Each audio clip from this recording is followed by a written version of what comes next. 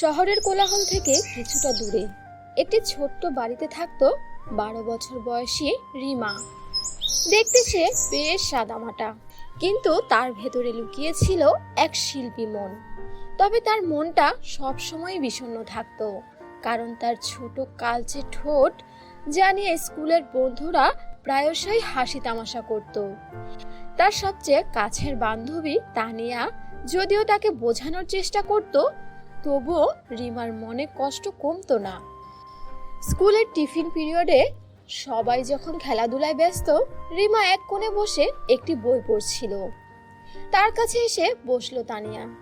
রিমা, তুই কেন রোজ এমন একা বসে থাকিস বলতো? চল না, আমরাও খেলি। দেখ, সবাই কত আনন্দ করছে। তুই তো আমার বান্ধবী, তোর সাথে তো আমার খেলতে ইচ্ছে করে, আর তুই প্রতিদিন একা একা এখানে বসে থাকিস। ভালো লাগে না আমার এসব। আমার ভালো লাগছে না রে তানিয়া, তুই খেল না। আমি খেলবো না, আমার কিচ্ছু ভালো লাগে না এখানে। আমি জানি তোর মন খারাপ, সবাই তোর ঠোঁট নিয়ে কথা বলছে, তাই না? এসব নিয়ে ভাবিস না তুই। উপরওয়ালা যা দিয়েছে তা নিয়ে সন্তুষ্ট থাকতে হয়। সবাই আমাকে নিয়ে হাসে, আমার ঠোঁটগুলো কেন এমন বলতো? আমার এসব আর সহ্য হচ্ছে না। কেন এরকম করে মানুষ আমাকে নিয়ে? আরে বাবা, ঠোঁটে কি আছে? তোর মনটা কত সুন্দর, সেটাই তো আসল। এসব নিয়ে ভাবতে নিষেধ করেছি তোকে, তুই আমার একটা কথাও শুনিস না। এ সময় ক্লাসের অন্য একটি মেয়ে লিনা তাদের পাশ দিয়ে যাচ্ছিল। সে রিমার কথা শুনতে পেয়ে ঠাট্টা করে বলল, তোর মন সুন্দর তাতে কি? লোকে তো তোর মুখই দেখে হাসবে। এমন বাজে ঠোঁট নিয়ে কেউ কি তোর সাথে বন্ধুত্ব করবে নাকি? ছি, লজ্জা করে না তোর? লিনার কথায় রিমার চোখ ভিজে উঠল। সে কোনো উত্তর না দিয়ে উঠে সেখান থেকে চলে গেল। স্কুল থেকে বাড়ি ফিরে রিমা কাঁদতে কাঁদতে তার মায়ের কাছে এলো। তার মা, যিনি পেশায় একজন নার্স ছিলেন, মেয়েকে দেখে সবটা বুঝতে পারলেন। কি হয়েছে আমার মামনির? এত মন খারাপ কেন? আমাকে বলো, দেখি আমি তোমার মনটা ভালো করতে পারি নাকি। মা, আমাকে কি দেখতে খুব বাজে লাগে? আমাকে নিয়ে সবাই বাজে কথা বলে, হাসাহাসি করে, প্রত্যেক দিন স্কুলে আমাকে নিয়ে তামাশা করে। এসব আমার আর ভালো লাগে না। এ কি কথা বলছিস? তোকে কে বলেছে এসব? তুই আমার সব থেকে সুন্দরী মেয়ে, তোকে আবার অসুন্দর কে বলে রে? কেউ বলেনি, আবার কেউ বাদও রাখেনি, কিন্তু আমার ঠোঁটগুলো এমন কালো কেন মা? আমি আর স্কুলে যাব না। আমার একটু ভালো লাগে না স্কুলে যে এসব শুনতে। মা, আমাকে তুমি আর পাঠিও না স্কুলে। সি মা, এমন কথা বলতে দিন। দেখতে কেমন তাতে কি যায় আসে? ভালো মানুষ হতে জানতে হয়, আর ভালো মানুষ হওয়ার জন্য মনটা ভালো থাকা জরুরি। মা রিমাকে অনেক বোঝালেন, কিন্তু রিমার মন কিছুতেই শান্ত হলো না। সে রাতে ঘুমানোর আগে ঠিক করলো যে সে আর স্কুলে যাবে না, যত যাই হয়ে যাক। পরের দিন সকালে রিমা স্কুলে যাওয়ার জন্য প্রস্তুত হলো না। তার মা তাকে ডেকে বারবার বোঝানোর চেষ্টা করলেন, কিন্তু রিমা তার সিদ্ধান্তে অটল রইল। মা, আজ স্কুলে যা, চল, তৈরি হয়ে নে, তোকে কেউ কিছু বলবে না। মা, ওঠ না, স্কুলে যা। স্কুলে না গেলে তো তোরই ক্ষতি, অন্য কারো তো কিছু হবে না। না মা, আমি যাব না, আমার ভালো লাগছে না। আমাকে বারবার বিরক্ত করো না তো। আমি তোমাকে কাল বলেছি না যাব না, যাব না মানে যাব না। আমাকে আর বলবে না। মন খারাপ করে বাড়িতে বসে থাকলে তো সমস্যাটা সমাধান হবে না মা। এটা কোনো সমস্যাই না। তুই এভাবে ভেঙে পড়লে চলবে নাকি? তোকে তো সাহস রাখতে হবে। সবার কথা ভেবে কি তুই তোর জীবন নষ্ট করবি নাকি বল? আমার মন খারাপ হচ্ছে, সবাই আমাকে নিয়ে হাসে। আমার এসব সহ্য হয় না মা। তোমাকে আমি বারবার বোঝাই, তারপরও তুমি কিছু বোঝো না। বলো, এখন আমি আর কাকে বলবো? মা আর কিছু না বলে মেয়েকে জড়িয়ে ধরলেন। রিমা জানতো তার মা তাকে কতটা ভালোবাসে, কিন্তু তার মনের কষ্টটা ছিল অনেক গভীরে। রিমা যখন মন খারাপ করে বাড়ির বাগানে বসেছিল, তখন তার পুরনো বান্ধবী সীমার সাথে তার দেখা হলো। সীমা অনেক দিন পর তার নানির বাড়ি থেকে ফিরেছে। আরে রিমা, তুই এখানে বসে কি করছিস? স্কুলে যাসনি কেন? এখন তো তোর স্কুলে যাওয়ার সময়, তুই এখানে বসে আছিস কেন রে? কিছু কি হয়েছে নাকি? তোকে দেখে মনে হচ্ছে তোর মনটা ভীষণ খারাপ। আরে সীমা, তুই কবে এলি? আমার আর স্কুলে যেতে ইচ্ছে করে না। আমি স্কুলে যাব না রে। কেন রে, কি হয়েছে? স্কুলে কি কোনো সমস্যা হয়েছে? আমাকে বল, আমিও একটু শুনি। রিমা সীমাকে সব খুলে বলল। লিনার বলা কথাগুলো, তার মনের কষ্ট, সবকিছু। সীমা মন দিয়ে রিমার কথা শুনলো, তারপর তাকে শান্তভাবে বলল, তোমরা কারা কারা আজকের এই গল্পটি দেখছো তাদের নাম কমেন্টে লিখে জানাও। আর হ্যাঁ, আমাদের চ্যানেলটিকেও সাবস্ক্রাইব করে দিও। শোন, কে কি বললো তাতে কিচ্ছু যায় আসে না রে। তুই যেমন তেমনই খুব সুন্দর। তোর ভেতরে যে একটা মন আছে সেটাই আসল রে। তুই তো খুবই ভালো আর লক্ষ্মী একটা মেয়ে। তোকে আমার বেশ ভালো লাগে।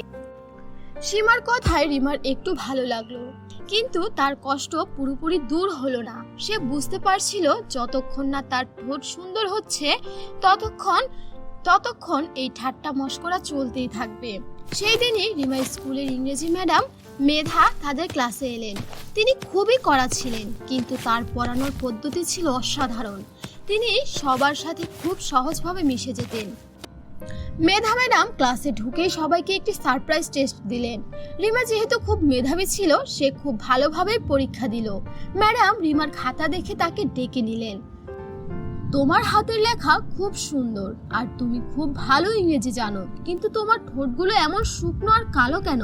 কোনো কি সমস্যা আছে নাকি তোমার ঠোঁটে? রিমার মুখ লজ্জায় লাল হয়ে গেল। সে কোনো মতো বলল, ম্যাম, আমার ঠোঁট ছোটবেলা থেকেই এমন। কোনো সমস্যা নেই, এটা জন্মগত। ও তাই, ঠিক আছে, তবে এইবার থেকে নিজের যত্ন নিও, ঠিক আছে? ম্যাডামের কথায় রিমার মন আবারও ভেঙে গেল। সে ভাবলো বাইরের সৌন্দর্য না থাকলে বোধহয় কেউ তাকে ভালোবাসবে না। স্কুল ছুটির পর রিমা যখন মন খারাপ করে হাঁটছিল, তখন সে দেখতে পেল ম্যাডাম একটি পুরনো বই থেকে কিছু একটা পড়ছেন। রিমা কৌতূহলবশত ম্যাডামের কাছে গেল। ম্যাম কি কিছু খুঁজছেন? আপনার কি কোনো কিছু দরকার? আমাকে বলুন। আরে রিমা, তুমি কখন এলে? হ্যাঁ, আমি একটা বই খুঁজছি। আমার ঠাকুমা আমাকে একটা পুরনো গল্পের বই দিয়েছিলেন। তাতে নাকি একটা বিশেষ লিপস্টিক ও আয়নার গল্প লেখা আছে। আমি সেটারই খোঁজ করছি। লিপস্টিক ও আয়নার গল্প? কি রকম ম্যাম? সেটাই হচ্ছে জাদুর লিপস্টিক ও আয়নার গল্প। বলা হয় সেই লিপস্টিক ব্যবহার করলে যে কোনো ঠোঁট সুন্দর হয়ে যায়, আর সেই আয়নায় নাকি ভেতরের আসল সৌন্দর্য দেখা যায়। রিমার চোখে এক ঝলক আশা দেখা গেল। সে ম্যাডামকে জিজ্ঞেস করলো, সেটা কি সত্যি ম্যাডাম? এরকমও কি হতে পারে? জাদুর লিপস্টিক আর আয়না বলতে কোনো কিছু থাকতে পারে? সত্যি বলতে আমি জানি না, তবে আমার ঠাকুমা বলতেন বিশ্বাস করলে নাকি সবই সত্যি হয়। তবে এখনকার দিনে এসব সম্ভব নয়, জাদু তো প্রায় হারিয়ে গিয়েছে। এই কথা শোনার পর রিমার মন খারাপ হয়ে গেল, আর সে সেখান থেকে চলে গেল। কিন্তু তার মনে এক নতুন আশার আলো জ্বলছিল। রিমার মন এখন সেই জাদুর লিপস্টিক আর আয়নার চিন্তায় মগ্ন। সে মনে মনে ভাবলো, যদি এমন কিছু সত্যি সত্যি থাকতো তাহলে কত না ভালো হতো। সে আর স্কুলে গেল না। তার মা তাকে দেখে চিন্তিত হলেন। রিমা মন খারাপ করে শহরের এক পুরনো ও পরিত্যক্ত বাগানে বসেছিল। হঠাৎ দেখলো একটি ছোট্ট বিড়াল একটি গর্তে পড়ে আছে এবং ভয়ে চিৎকার করছে। রিমা দ্রুত বিড়ালটাকে উদ্ধার করলো। সে যখন বিড়ালটাকে নিজের বাড়ি নিয়ে ফিরছিল, তখন তার সামনে এক উজ্জ্বল আলো জ্বলে উঠল এবং একজন পরী সেখানে হাজির হলো। রিমা, আমি এক পরী। তুমি পশু পাখিদের অনেক ভালোবাসো, যা দেখে সত্যি আমি মুগ্ধ হয়েছি। তাই আমি তোমার সব দুঃখ দূর করতে এসেছি। তুমি সত্যি আমার সব কষ্ট দূর করে দিবে? আমার আর কোনো কষ্ট থাকবে না? সত্যি বলছো তো? মিথ্যে না তো? আরে বাবা হ্যাঁ, সত্যি। তোমার মনের সবচেয়ে বড় কষ্ট কি আমাকে বলো, আমি এক চুটকিতে সব সমস্যা সমাধান করে দিব। আমার ঠোঁট, সবাই আমার ঠোঁট নিয়ে হাসি তামাশা করে। আমি কি দেখতে খুবই বাজে বলো? প্রত্যেক দিন আমার মানুষের ঠাট্টা শুনতে হয়। এসব না আমার আর ভালো লাগে না। না রিমা, তুমি মোটেও বাজে নও। আমি তোমাকে দুটো জিনিস দেব, একটি জাদুর আয়না এবং একটি জাদুর লিপস্টিক। তুমি যখনই নিজেকে নিয়ে হতাশ হবে তখন এই আয়নায় তোমার সৌন্দর্য দেখতে পাবে, আর এই লিপস্টিকটি ব্যবহার করলে তোমার ঠোঁট সুন্দর হয়ে যাবে। এই বলে পরি জাদু দিয়ে একটি ছোট্ট সুন্দর আয়না এবং একটি গোলাপি লিপস্টিক রিমার হাতে দিল। পরি চলে যাওয়ার পর রিমা দ্রুত বাড়িতে ফিরল। সে জাদুর লিপস্টিকটা হাতে নিয়ে প্রথমে একটু ইতস্তত বোধ করলো, তারপর সাহস করে ঠোঁটে মাখলো। জাদুর লিপস্টিক, আমার ঠোঁট সুন্দর করে দাও। কেউ যেন আমার ঠোঁট দেখে আর হাসি তামাশা না করে। আমার জীবন তুমি এই লিপস্টিকের সাহায্যে পাল্টে দাও। সঙ্গে সঙ্গে তার ঠোঁটগুলো গোলাপি সুন্দর হয়ে উঠল। রিমা অবাক হয়ে গেল, তার মুখে এক ঝলক হাসি ফুটলো। এরপর সে জাদুর আয়নাটা ধরলো। জাদুর আয়না, আমাকে আমার ভেতরের সৌন্দর্য দেখাও। আমি আমার ভেতরের সৌন্দর্য দেখতে চাই। আয়নায় সে দেখলো তার ভেতরের এক ঝলমলে হাসি মুখী মেয়ে, যে তার সৌন্দর্যের কারণে কোনো দিন কষ্ট পায় না। সে দেখলো তার মনটা কতটা সুন্দর। এই প্রথম রিমা বুঝতে পারলো তার আসল সৌন্দর্য তার চেহারায় নয়, বরং ভেতরেই লুকিয়ে আছে। তো বন্ধুরা, তোমরা কারা কারা আজকের এই গল্পটি দেখছো তাদের নাম কমেন্টে লিখে জানাও। পরবর্তীতে তোমাদের নাম দিয়েই গল্প লেখা হবে। পরের দিন সকালে রিমা যখন স্কুলে গেল, সবাই তার সুন্দর ঠোঁট দেখে অবাক হয়ে গেল।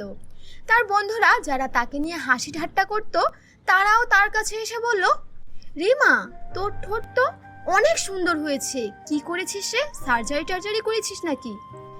না না, ওসব আমি করতে যাবো কেন, এমনি হয়েছে।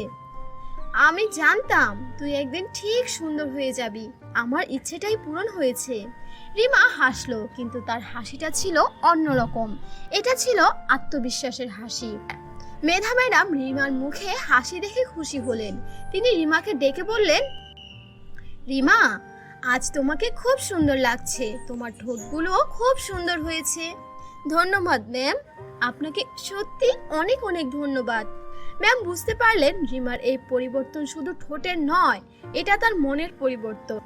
এক বিকালে রিমা যখন তার ঘরে বসেছিল, তখন সে ভাবলো জাদুর লিপস্টিক আর আয়নার আসল রহস্যটা কি। রিমা আয়নাটি হাতে নিয়ে দেখলো, আয়নায় তার ভেতরের সুন্দর মনটা দেখা যাচ্ছে। সে বুঝতে পারলো জাদুর লিপস্টিকটি শুধু তার ঠোঁট সুন্দর করেনি, বরং তাকে আত্মবিশ্বাস দিয়েছে। আর জাদুর আয়না তাকে শিখিয়েছে আসল সৌন্দর্য বাইরে নয়, ভেতরে থাকে। সেদিন থেকে রিমা আর কখনো লিপস্টিক ব্যবহার করেনি। সে বুঝেছিল সে যেমন আছে তেমনই সুন্দর। আমার আর কোনো জাদুর দরকার নেই। আমি এখন নিজের সৌন্দর্যে বিশ্বাস করি। যে যাই বলুক, আমি আমার মতোই ভালো আছি। রিমা জাদুর লিপস্টিক এবং আয়নাটা একটা সুন্দর বাক্সে তুলে রাখলো। সে ঠিক করলো সে এগুলো তার জীবনে পাওয়ার সবচেয়ে মূল্যবান উপহার হিসেবে সংরক্ষণ করবে। রিমার আত্মবিশ্বাস দিন দিন বাড়তে লাগলো। সে স্কুলের সবার সাথে হাসি মুখে কথা বলতো, খেলাধুলায় অংশ নিত। তার বন্ধুরা যারা তাকে নিয়ে ঠাট্টা করত, তারাও তার নতুন রূপ দেখে মুগ্ধ হয়ে গেল। স্কুলে খেলার মাঠে সবাই যখন খেলছিল, তখন লিনা এসে রিমার কাছে ক্ষমা চাইল। রিমা, আমি সত্যিই দুঃখিত। আমি তোমাকে অনেক খারাপ খারাপ কথা বলেছি। এখন আমি আমার ভুল বুঝতে পারছি। দয়া করে আমাকে ক্ষমা করে দাও।